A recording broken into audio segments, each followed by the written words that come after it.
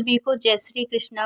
तो आज सुनाते हैं बहुत ही ज्ञानवर्धक एक धार्मिक कहानी, जिसको सुनकर आपको बहुत कुछ सीख मिलेगी। बहुत ही अच्छी पौराणिक धार्मिक कहानी है जो बहुत कुछ ज्ञान देगी आपको। तो अगर वीडियो अच्छा लगे, कहानी आपको थोड़ी भी अच्छी लगे तो प्लीज़ चैनल को लाइक कर दीजिएगा। चैनल में न्यू हैं तो प्लीज़ सब्सक्राइब कर लीजिएगा, जिससे आगे भी आपको ऐसी कहानियाँ सुनने को मिलती रहें। तो ये जो कहानी है इसका शीर्षक है जीवन का अंतिम सत्य। भगवान राम जानते थे कि उनकी मृत्यु का समय हो गया है। वह जानते थे कि जो जन्म लेता है उसे मरना ही पड़ता है, यही जीवन चक्र है और मनुष्य देह की सीमा और व्यवस्था भी यही है। उन्होंने यम को आने के लिए कहा, बैकुंठ धाम जाने का समय आ गया है, ऐसा श्री राम ने यमराज से कहा।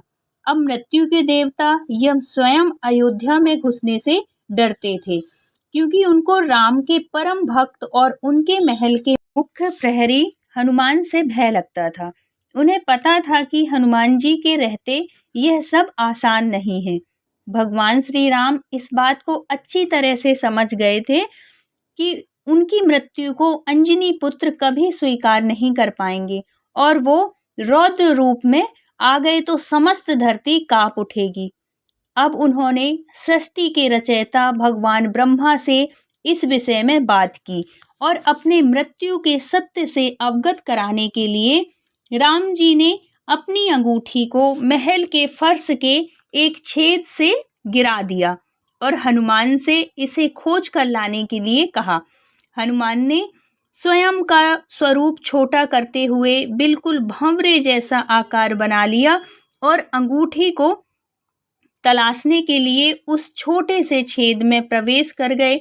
वह छेद केवल छेद नहीं था, बल्कि एक सुरंग का रास्ता था जो पाताल लोक से नाग लोक तक जाता था। हनुमान नागों के राजा वासुकी से मिले और अपने आने का कारण बताया। वासुकी हनुमान को नागलोक के मध्य में ले गए, जहां पर ढेर सारी अंगूठियों का ढेर लगा था। वहां पर अंगूठियों का जैसे पहाड़ लगा हुआ था।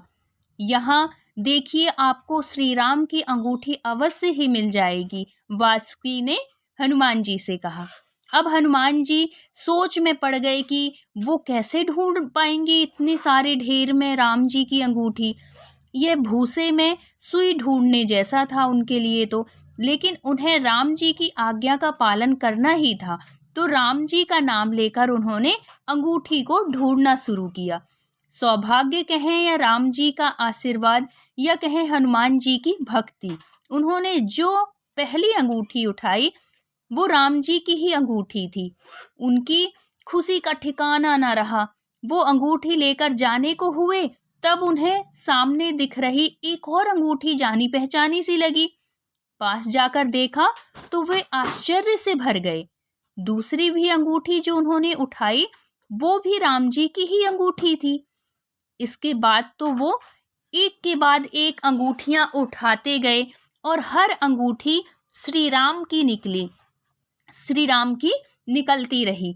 उनकी आंखों से अश्रुधारा फूट पड़ी। वासुकी, यह प्रभु की कैसी माया है, यह क्या हो रहा है, प्रभु क्या चाहते हैं? देखकर वासुकी मुस्कुराए और बोले, जिस संसार में हम रहते हैं वो सृष्टि विनाश के चक्र से गुजरती है, जो निश्चित है, जो अवश्यंभावी है। इस संसार के प्रत्येक सृष्टि चक्र को एक कल्प कहा जाता है। हर कल्प के 4 युग या 4 भाग होते हैं। हर बार कल्प के दूसरे युग में अर्थात त्रेता युग में राम अयोध्या में जन्म लेते हैं। एक वानर इस अंगूठी का पीछा करता है, यहाँ आता है और हर बार पृथ्वी पर राम मृत्यु को प्राप्त होते हैं। इसलिए यह सैकड़ों हजारों कल्पों से चली आ रही अंगूठियों का ढेर है। सभी अंगूठियां वास्तविक हैं, सभी श्री राम की ही हैं। अंगूठियां गिरती रही हैं और इनका ढेर बड़ा होता रहा है। भविष्य के रामों की अंगूठियों के लिए भी यहाँ पर्याप्त स्थान है। हनुमान एकदम शांत हो गए और तुरंत समझ गए कि उनका नागलोक में प्रवेश और अंगूठी के पर्वत से साक्षात्कार कोई आकस्मिक घटना नहीं है, बल्कि यह प्रभु राम का उनको समझाने का मार्ग था कि मृत्यु को आने से रोका नहीं जा सकता। राम मृत्यु को प्राप्त होंगे ही, पर राम वापस आएंगे, यह सब फिर दोहराया जाएगा। यही सृष्टि का नियम है। हम सभी बंधे हैं इस नियम से।